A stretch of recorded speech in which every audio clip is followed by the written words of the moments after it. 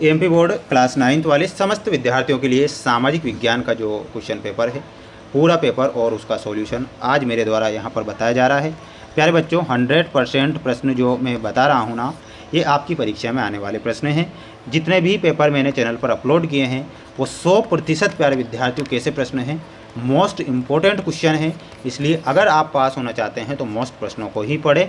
अगर आपने इन प्रश्नों को पढ़ लिया ना तो प्यारे विद्यार्थियों 100% एक भी प्रश्न आपका यहाँ से बाहर नहीं जाएगा। प्रश्न यहाँ पर आप देखिएगा प्यारे विद्यार्थियों, प्रश्न आ चुके हैं। पहला प्रश्न आएगा कि कर्क रेखा किस राज्य से होकर नहीं गुजरती है। प्यारे विद्यार्थियों, इसमें ध्यान रखना है, कर्क रेखा जो है ओडिशा राज्य से होकर नहीं गुजरती है। इसमें आपको ओडिशा राज्य याद रखना है। जनसंख्या में बच्चों का एक बहुत बड़ा अनुपात है। निम्नलिखित में से किसका ये परिणाम होता है। तो ये जो परिणाम होगा ये उच्च जीवन दर का परिणाम होगा।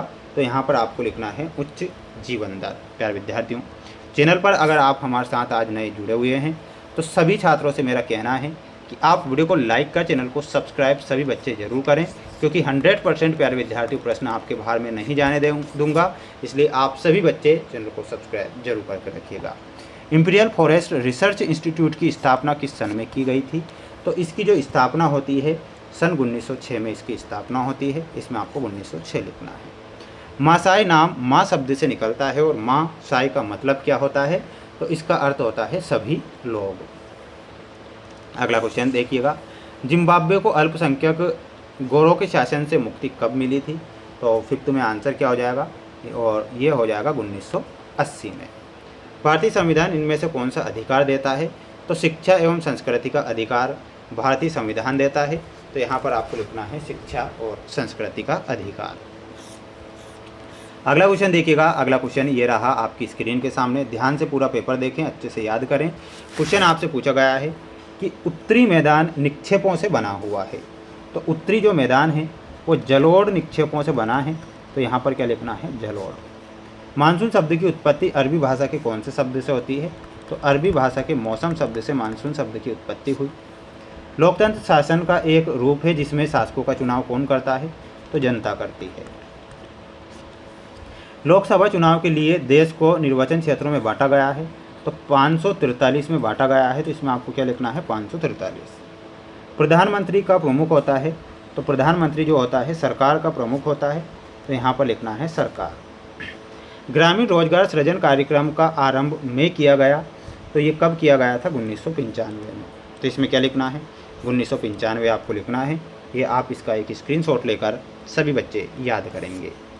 अगला क्वेश्चन देखिएगा, ये आपके क्वेश्चन हैं। अगला क्वेश्चन जिसमें आपको जो प्रश्न दिए गए हैं वो ध्यान से देखें। भारत के भूभाग का कुल क्षेत्रफल लगभग 32.8 लाख वर्ग किलोमीटर में है। तो ये क्या लिखना है, सत्य लिखना है। बाद में वन्यजीव संरक्षण अधिनियम 1972 में लागू किया गया था। ये भी आपको सत्य के रूप में लिखना है। अमेरिका एक लोकतांत्रिक देश है। तो प्यारे लोकतांत्रिक देश नहीं है।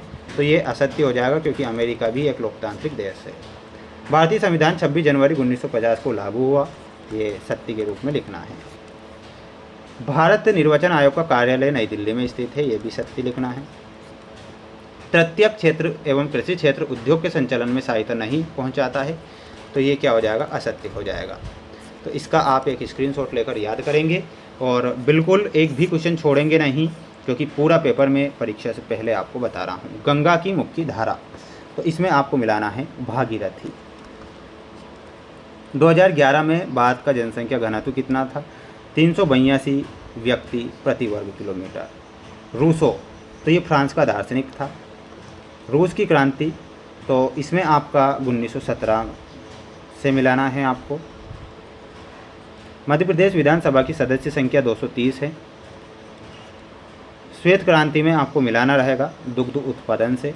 तो ये आपकी जोड़ी यहाँ पर कंप्लीट होती है। स्क्रीनशॉट ले लीजिएगा, जल्दी से पढ़ लीजिएगा। पूरा पेपर बता रहा हूँ और पूरा पेपर परीक्षा में आएगा, इसलिए समय से पहले पूरा पेपर याद करें, समय से पहले अच्छे से मेहनत करें।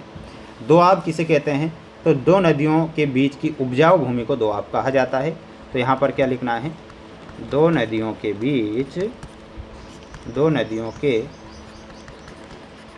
बीच की भूमि।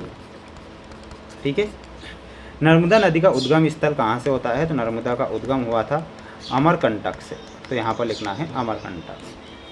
फ्रांस की क्रांति किस सन में होती है? तो 1789 में फ्रांस की क्रांति हुई। मीन कैंप का रचयिता कौन था? तो इसमें लिखना है एडोल्फ हिटलर। Adolf Hitler. देश का सर्वोच्च कानून क्या है? तो इसमें आपको लिखना है संविधान। क्या लिखना है? संविधान। कार्यशील पूंजी का एक उदाहरण देना है, तो देना है आपको कच्चा माल। क्या लिखना है? कच्चा माल। तो ये आप करेक्ट करेंगे। सभी स्टूडेंट्स इसका एक स्क्रीनशॉट लें और अच्छे से मेहनत प्रयास लगातार करें। प्यारे विद्यार्थियों, एक और बात मैं बता देता हूँ, ये पूरा पेपर आप स्क्रीन के सामने सभी बच्चे देख पा रहे हैं। इन सभी के आंसर प्यारे विद्यार्थियों मैं लाइव क्लासों में डेली बता रहा हूँ, तो लाइव क्लासों में आपको ज़रूर जुड़ना है। ये 23 के 23 प्रश्न थे जो मैंने आपको बताए हैं।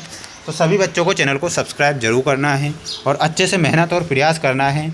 अगर आप मेहनत नहीं करेंगे तो माय डियर फ्रेंड फेल हो जाओगे, और फेल हो जाओगे तो आपके मम्मी पापा झूठेंगे, और अगर उन्होंने झूठ दिया तो फिर कुछ मत कहना मुझसे ना। ये सारे प्रश्न आएंगे परीक्षा में। पढ़ना है तो पढ़ लीजिए, और नहीं पढ़ना है और फेल ही होना है तो फेल हो जाइए। वैसे मेरा कुछ नहीं जाता, अपने को कोई फ़र्क नहीं पड़ता, वो ये सबका करता धरता। जय हिंद।